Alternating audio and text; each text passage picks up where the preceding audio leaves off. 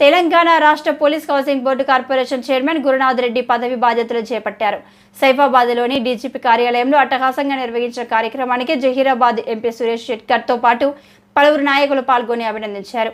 అభిమానుల మధ్య బాధ్యతలు స్వీకరించిన అనంతరం గురునాథ్ రెడ్డి మాట్లాడుతూ, కొడంగల్ నియోజకవర్గం నుండి 5 సార్లు ఎమ్మెల్యేగా పనిచేసిన తనకు సుదీర్ఘ రాజకీయ అనుభవం ఉందన్నారు. ముఖ్యమంత్రి రేవంత్ రెడ్డి తనకు ఇచ్చిన బాధ్యతను సక్రమంగా నెరవేర్చి శాఖకు వన్నె తెస్తారని అన్నారు.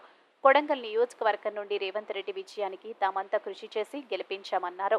తమ నియోజకవర్గం నాయకుడు ముఖ్యమంత్రి కావడం సంతోషాన్ని కలుగజేసిందన్నారు. ముఖ్యమంత్రి రేవంత్ రెడ్డి చొరవ వల్ల కొడంగల్ నియోజకవర్గానికి చెందిన తనకు కార్పొరేషన్ పదవిని ఇవ్వడం పార్టీకి తాము చేసిన సేవలకు గుర్తింపు అని పేర్కొన్నారు. ఈ సందర్భంగా సీఎం రేవంత్ రెడ్డికి ఆయన కృతజ్ఞతలు తెలిపారు.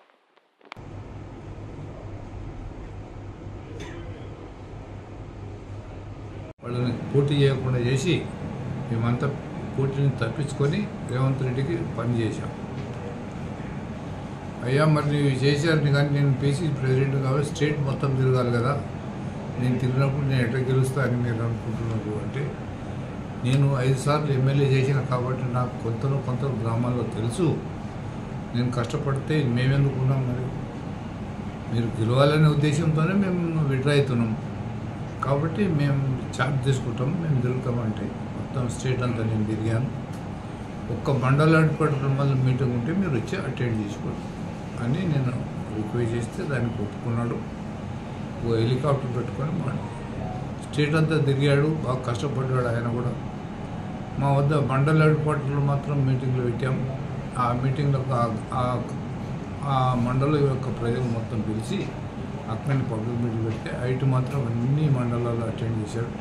9 మండలాలు 9 మీటింగ్లు చేశాడు. అంతే తప్ప గ్రామాలు తిరిగి వేడుకునే పరిస్థితి లేకుండా నేను కానీ మా కొడుకులు కానీ కష్టపడి ఆయనకు ప్రచారం చేశాం.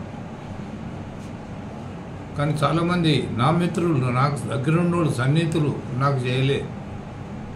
ఎందుకంటే ఆ రోజు కేసీఆర్ గారే గెలుస్తారనే ఒపీనియన్ వాళ్ళది.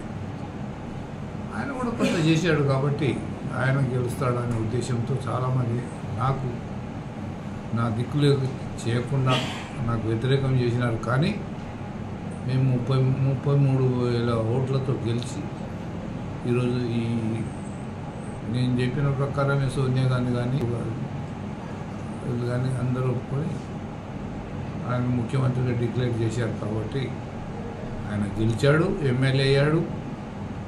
మరి ఆనవాయితీ ప్రకారంగా ఆయన గెలుపు కాబట్టి ఆయన కష్టపడ్డాడు. ఆయన ముఖ్యమంత్రి ఏంటని సోనియా గాంధీ అనుమతి ఇచ్చింది. మరి ఆయన అనుమతి ఇచ్చినాక నాకు పదవి లేదు కదా, దానికి నేను కూడా పోయి అన్నాడు నాకు కార్పొరేషన్ ఏదైనా ఇవ్వు అని చెప్పి నేను అడగాలి.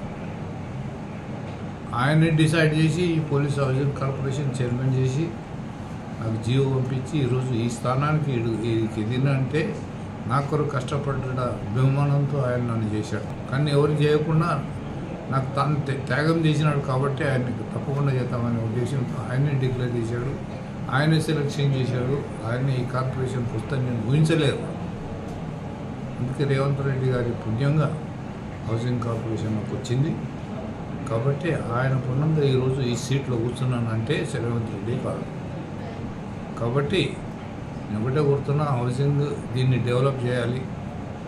మరి ఆయన ఏ ఊహతో నన్ను చేశాడు అనేది మనం నిలబెట్టాలి, మనం కాపాడుకోవాలి. పోలీస్ హౌసింగ్ కార్పొరేషన్ ఏ లోట్లు ఉన్నాయి, ఏమేమి తెలుసుకొని సుదీర్ఘంగా మనం ఆనెస్ట్గా ఆయన పెట్టినప్పుడు మనం తప్పకుండా ఆనెస్ట్గా ఉండి ఆయనకు వీలైనంత మటుకు డెవలప్మెంట్ చేస్తే నెక్స్ట్ టర్మ్ కూడా ఆయన మళ్ళీ నిలబడతా అంటే కూడా ఇది సిద్ధంగా ఉన్నాం. నా కొడుకులు ఏమంటున్నారు అనేది నేను అడగాలి. ఇంకా చర్చ రాలేదు కాబట్టి ఎన్నికల దగ్గర వస్తే అది కూడా వస్తుంది చర్చ. ఆ చర్చ రాలేదు కాబట్టి ఆ ప్రసంగం కంటే మళ్ళీ టర్మ్ కొరకు ఏం చేద్దామనే విషయం ముందర చెప్తామని. ఇప్పుడు మాత్రం ఈ స్థానానికి ఎదగడానికి కారణం రేవంత్ రెడ్డి ఆశీర్వాదం వల్ల నేను ఇక్కడ అయినానని మీతో మనం చేస్తున్నాను. కార్పొరేషన్ ఏమున్నాయి, ఏం లొసుగులు ఉన్నాయి, ఎటువంటి కార్పొరేషన్లు ఇది ఎంత పనికి వస్తుంది అనేది సుదీర్ఘంగా మనం చర్చించుకొని స్టాఫ్ సహకరించాలి, అందరూ సహకరించాలి, పోలీస్ సహకరించాలి. దానికి మనం పని చేయగలుగుతాం. కాబట్టి రేవంత్ రెడ్డి పేరు నిలబెట్టడానికి అందరి సహకారం ముఖ్యం. కాబట్టి అందరితో నేను మాట్లాడలేదు, ఆఫీస్ చూడలేదు. ఇంత బడ్జెట్ ఉన్నది ఏం తెలుసుకొని దానికి ప్రాధాన్యత ఇచ్చి ఆయనకు